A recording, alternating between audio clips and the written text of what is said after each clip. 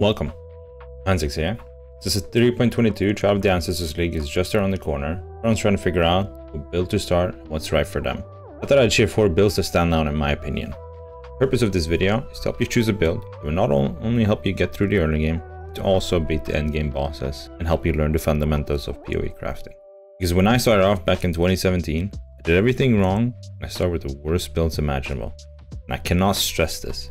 PoE is an extremely punishing game with no mercy at all. That's why I picked these builds, based on a criteria of the experience that I went through as a new player, and what I find most important, especially when you're just starting off. The criteria is as follows. Number 1 is good defense, which minimalizes your deaths, which in turn makes the game a lot less frustrating, especially when you're just starting off. Because every time you die, you lose 10% XP, you lose a lot of progress. So if you're, for example, inside of a map, you die, you'll have to walk all the way back and then lose XP while you're at it. Second criteria is a thorough guide. And what I mean by a thorough guide is the depth of the guide, where it explains for you to put your skill points, how to gear your character early on, and that it's also easy to follow, where it tells you, yeah, at this stage, you're supposed to put your skill point over here and then over here at this level. And then that it also teaches you fundamentals such as crafting, how to craft your own gear, with detailed guides. Now, not all of these builds will have these detailed guides on how to craft your own gear, because some of the builds use very cheap uniques that aren't craftable and that you can just buy for the most part. The third criteria is progression. What I mean by progression, I mean price, first of all. Now, all starters are usually very cheap to get going. Some starters are obviously a little bit more cheaper and some are a little bit more expensive due to maybe certain uniques or certain items that really elevate the build. For most of the part, the build does not require much effort to get going. None of the builds really require that much effort to get going. And that's what's good about starters. Second point is that how far can you push the build? Considering that these are starters, how far into the end game can these builds take you? Can they take you all the way through the end game, or can they take you to a certain point in the end game and then it gets a little bit harder? So that's what we're gonna value to. I wanted to quickly add a disclaimer as well. The builds I'll be mentioning momentarily are mostly aimed towards newer players or beginner players. But don't get this mistaken.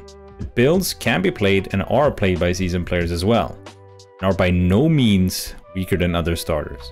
This also means that just because I've picked these builds means that other starters are bad. This is not the case. These builds are just the ones that I personally would recommend. And I also wanted to add, lastly, these builds are not made by me, but a recommendation and which guide to pick. All the build links and guides, as well as the creator, will be linked in the description. So please, check them out.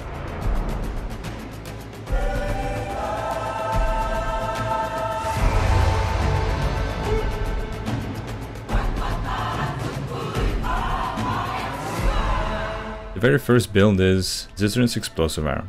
This build is my personal favorite out of all the builds that I have and will be mentioning.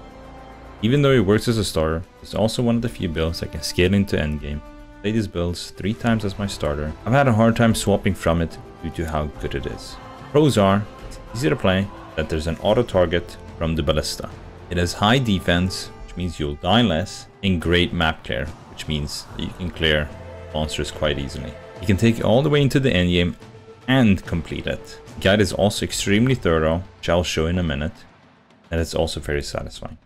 There's also a neutral point, which means that you can choose between Elementalist for higher DPS or Champion for higher defense. For this purpose, I'll pick Champion because it fits better with my criteria. The cons are, level 1 to 28 is a bit boring. Second thing is, the damage isn't also instant, and it can put you in tricky situations sometimes. Certain uniques in the build that aren't necessarily essential, but they can be expensive or hard to acquire. They can be also a bit challenging to min-max. If we get into the build, as you can see, this is a tree, this is how it looks like. And if you're new, you're going to notice that this tree is very overwhelming. There's a lot of stuff going on and you might not know what to do. And that's why there is a subtree, which basically tells you what to do from level 1 to 12, which is in the bottom left corner right here. And it tells you what to spec in the early levels, what to spec in at level 32, for example. And then there's also very thorough notes on how to play, what to do while you're leveling. They tell you step by step on what to look for.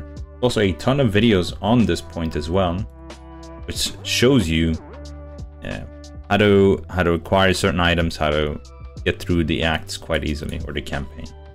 It also tells you what gems that you need to look for once you're starting off, what skills you play, and this is all shown here. It's overall a very well-rounded build and probably my favorite starter of all time. I also want to mention that I will not be going through these builds very thoroughly in the path of building, because these builds are not made by me, they're made by someone else, and therefore I feel like it is their right to show their ins and outs of the build that they've created themselves.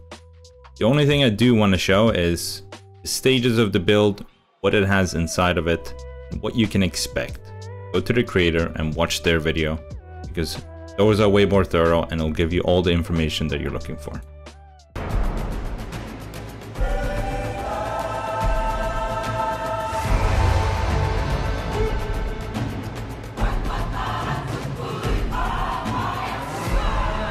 Second build I want to be talking about is Fox's Righteous Fire.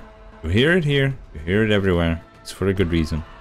This build is arguably one of the best starters, beginner builds ever made. It's got great defense, it's easy to play, it's extremely tanky, the leveling is smooth once you get Righteous Fire. The guide, in my opinion, is the most thorough guide on this list. The gearing is quite linear, all you need to get is some life and resistances and then you're good to go. The build is very tanky. It has armor and endurance charges, which makes you take less physical damage overall. It has higher max elemental resistances, which also makes you take less elemental damage. It is a very easy playstyle, smooth mapping. All you have to do is press RF and run through all the monsters. The early game, or the start of the game, is quite easy because you don't need gear, just some life and resistances, as well as a scepter with fire and burning damage. You can get through almost all the content. You can almost craft all your own gear, therefore you don't need to worry about buying items. This could be seen as both a pro and a con. It lacks damage in the later stages, as well as the damage being overall limited. Leveling is smooth but not very fast. And the build is a little bit harder to push towards the very extreme endgame, because the build in itself, the skill in itself, is a little bit limited. But overall, it's a great starter and it's a great build for beginner players. I recommend checking out Fox's guide on this build. We'll check the POB in just a second.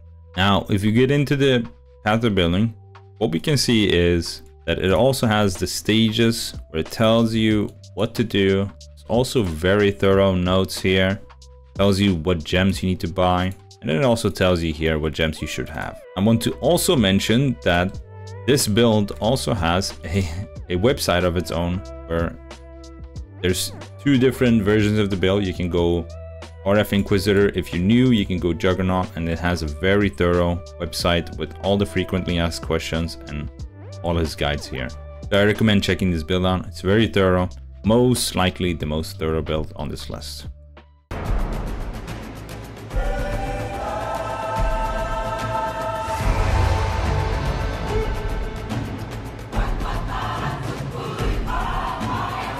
The third build I want to be talking about is Alcohol's Poison Blade Vortex. Now, Poison Blade Vortex is nothing new. It's always been a starter in the game. It's been a little bit in and out, but it's never really disappeared. It has very smooth clearing with very satisfying explosions, and it's also a very well-rounded build. It can be scaled to farm or do whatever you want to do. So if you want to do bosses, you can do bosses. If you want to do map content, you can do map content. The pros and cons. It has very smooth map clearing. It has decent defense, maybe on the lower side of defense compared to the other builds that I've been going through, but it's also a lot faster and it has a lot more utility than the other builds. The guide is extremely thorough. It describes all the stages of the game, as well as a spreadsheet included, which is very detailed. It's close to the level of Fox's RF detail. The cons of the build is it might be a little bit annoying to get into the rhythm for the blade uptime. How How Blade Vortex works is that you need to constantly have your blades active and you need to constantly reapply them as you're moving through maps. So it's a bit of a rhythm and it's a bit of something that you need to think of. It doesn't have as high defense if we compare it to the other builds, but it's still a very solid build. We'll get into the POB. Now if we get into the path of building, as we can see right off the bat, it has a lot of stages of the game where it tells you exactly how to progress. It tells you where to put your skill points when you're at level 7, level 8, and then it tells you also what skills to get from these acts. It shows you exactly what you need to look for. And as well, it has a very thorough guide on how to get through the game with each and every act of the campaign. And then it tells you the most important information about the build, all this stuff. And most importantly, it also has this. As you can see, it's an extremely thorough guide on how to level your, like what gems to level, where to get them, your skills, when you swap to Blade Vortex, all of this information, and even a shopping list. This build is extremely thorough. It makes it very easy to get started with, and there's a ton of help and everything that you can see. So you can check out Localholt's Blade Vortex. He goes through it very thoroughly. He goes through every part of the setup, and he also has a leveling guide as well.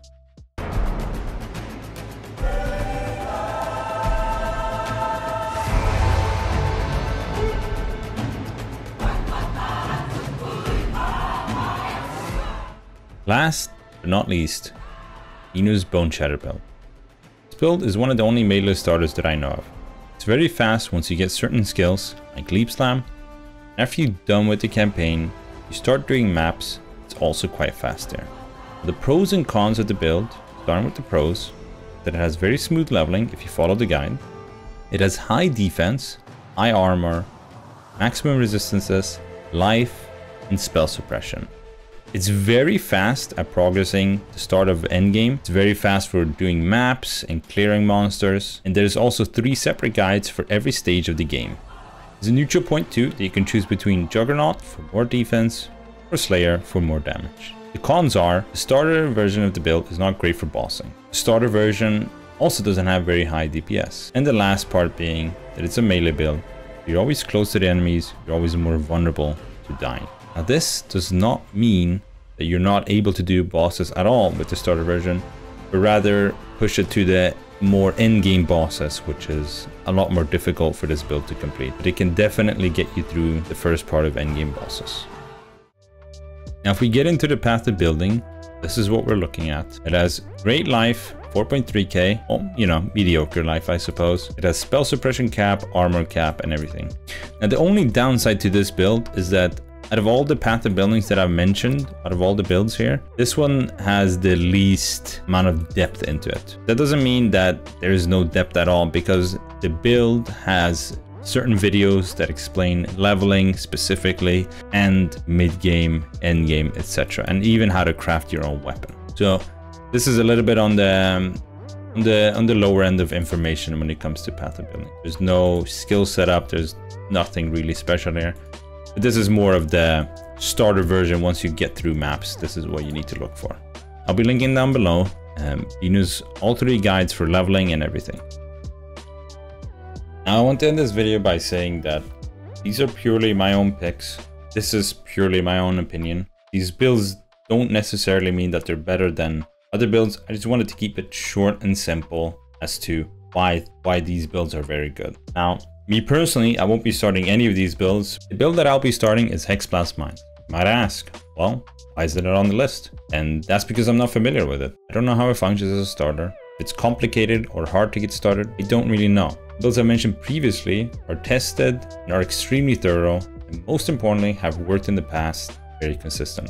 I find that the builds that I mentioned are more suitable for beginner or a new player. In my case, Hexblast Mines is more suitable for what I'm aiming to do, which is boss carries. The Saboteur Ascending is very suitable for me because it's great for transitioning into endgame bossing builds. If you want to, at your own accord, you can start this build. I'll be linking it in the description, so I might not be following it to a T. If you have any questions about the build I'm starting or the builds mentioned previously, come over to twitch.tv/Mohanzix and I'll try my best to help. That's it for me. Hope this video was of some help in deciding what start you should pick as a beginner. Have a good one.